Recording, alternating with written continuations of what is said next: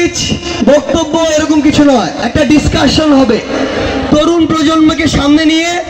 তরুণ প্রজন্মের একদল প্রতিনিধি সামনে, একদল প্রতিনিধি এপাশে। আমরা কিছু বিষয় আলোচনা করতে চাই। জুলাই মাসে যখন ঢাকা বিশ্ববিদ্যালয়ে ফ্যাসিস্ট সরকার বাধ্যতামূলকভাবে আমাদের হলগুলোকে বন্ধ করে, যখন ওই ফ্যাসিস্টের দোসর আওয়ামী লীগ, ছাত্রলীগ, যুবলীগ সহ লীগ নামওয়ালা অনেকের সম্মিলিত প্রচেষ্টায় আমার ক্যাম্পাসে আমার ভাই বোনদেরকে নির্বিচারে অত্যাচার করা হয়, আমার বোনদের গায়ে হাত তোলা হয়, এবং যখন আমার ক্যাম্পাসটি ছাড়তে আমাকে আমরা আসলে আপনাদের কথা শুনতে এসেছি, আপনাদের সাথে কিছু কথা বলতে এসেছি। এখন আমরা জানি যে একটা উত্তপ্ত রোদ পড়ছে, আমরা কথা শুরু করলে রোদ নেমে যাবে।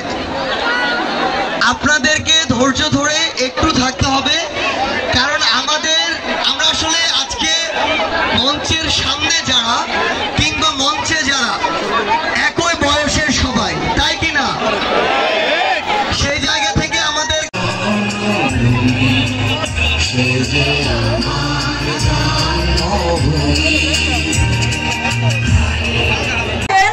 সবাইকে আমার সালাম, আসসালামু আলাইকুম। আজকের এই বিকেলটা আমার কাছে একটু বেশি সুন্দর মনে হচ্ছে। আপনারা কি জানেন কেন বেশি সুন্দর মনে হচ্ছে? কারণ আজকে আমি আমার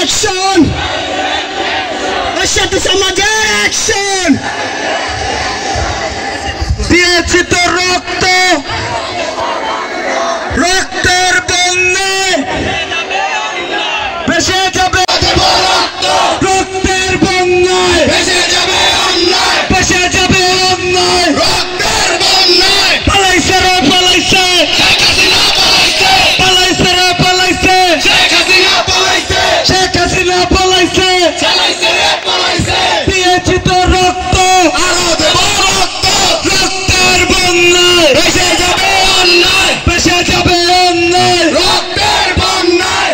ধন্যবাদ।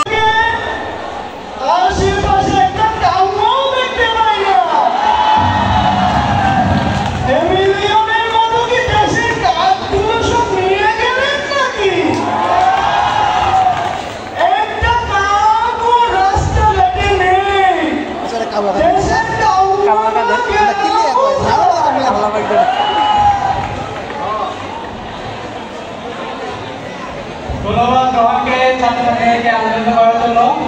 এই মুহূর্তে আমাদের বিপ্লবী স্লোগান সাহেব ভাই স্লোগান দিবে।